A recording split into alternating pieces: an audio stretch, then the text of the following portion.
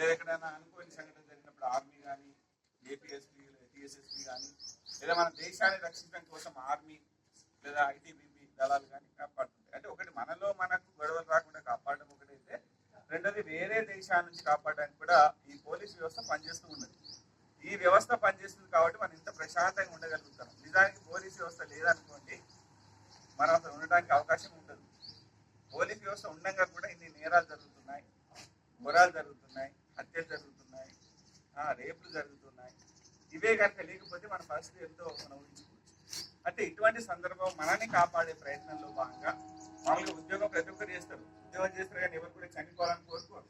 Police డిపార్ట్మెంట్లో పనిచేసినా, ఏ డిపార్ట్మెంట్లో పనిచేసినా నా సేఫ్టీ నేను చూసుకుంటా.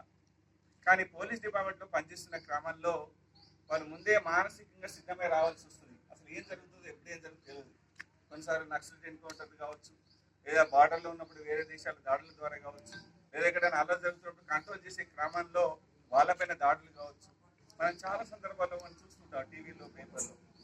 చాలా మంది పోలీసులు ఆ యొక్క మనల్ని కాపాడే ప్రయత్నంలో వాళ్ళు చనిపోతున్నారు, వాళ్ళ ప్రాణాలు పోతున్నాయి. అంటే మనం ప్రతి ఒక్కరికి మన ప్రాణానికి చాలా వాల్యూ ఉంటుంది. మన ప్రాణానికి నష్టం కావద్దని కోరుకుంటాం. కానీ అటువంటి నష్టాన్ని కూడా భరించి సిద్ధంగా మన కోసం పోలీస్ డిపార్ట్మెంట్లో చేరిన పోలీసులందరికీ కూడా నిజంగా సలహా చెప్పాల్సిన అవసరం అనేది ఉంది. అమరవీరులను స్మరించుకోవాల్సిన అవసరం ఉంది. అంటే స్మరించుకోవడం ద్వారా అంటే వాళ్ళు మన కోసం మన కోసం త్యాగాలు చేసినప్పుడు మన వంతు మన కర్తవ్యం ఏంటి అంటే మన పోలీస్ డిపార్ట్మెంట్కు సహకరించడం. నేరాలు జరుగుతున్న విషయం పోలీస్ డిపార్ట్మెంట్ చెప్పినట్లయితే చాలా వరకు నేరాలు తగ్గిపోతాయి. నేరాలు తగ్గినామనుకోండి పోలీసు వాళ్ళకి రిస్క్ తగ్గుతుంది. మనం చెప్పకపోవడం ద్వారా పోలీస్ డిపార్ట్మెంట్ పైన రిస్క్ అనేది చాలా పెరిగిపోతుంది. కాబట్టి ఈ సందర్భంగా వాళ్ళందరినీ మనం గుర్తు చేసుకుంటూ వాళ్ళ సేవలేమో తెలుసుకుంటూ పోలీస్ డిపార్ట్మెంట్ ఏం చేస్తుంది, పోలీస్ డిపార్ట్మెంట్ అయినా కానీ యూనిఫామ్ వేసుకుంటేనే పోలీస్ డిపార్ట్మెంట్ కాదు, చాలా రకాల పనులు చేసుకుంటారు.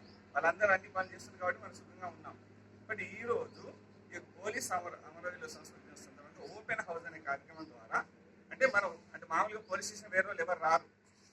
ఎవరు వస్తారు పోలీస్ స్టేషన్ సాధారణంగా? తప్పులు ఎవరు వస్తారు? ఆపద ఉన్న వాళ్ళు వస్తారు. లేదా నాకు అన్యాయం జరిగిందంటే వస్తాం. ఎవరికైనా కంప్లైంట్ ఇవ్వడానికి వస్తాము, లేకపోతే కంప్లైంట్ ఇవ్వబడ్డప్పుడు వాళ్ళని అరెస్ట్ చేసి తీసుకొస్తూ వస్తారు. వాళ్ళ ఎవరు రారు పోలీస్ స్టేషన్. కాబట్టి పోలీసు ఏం జరుగుతుందో ఎవరికి తెలియదు. కాబట్టి ఓపెన్ హౌస్ ద్వారా ప్రతి ఒక్క సమాజానికి, ప్రజలకు, విద్యార్థులకు అసలు పోలీస్ స్టేషన్ ఏం జరుగుతుందో మనం ప్రత్యేకంగా తెలుసుకున్నట్లయితే ఆ డిపార్ట్మెంట్ మనకి ఏం తెలుస్తుంది. ఆ డిపార్ట్మెంట్ చేసే పనులు తెలిస్తే మనం కాపాడుకోవడానికి కానీ, నేరాలు జరగకుండా ఉండడానికి కానీ అవకాశం ఉంటుంది. దాంట్లో ఎఫ్ఐఆర్ కానీ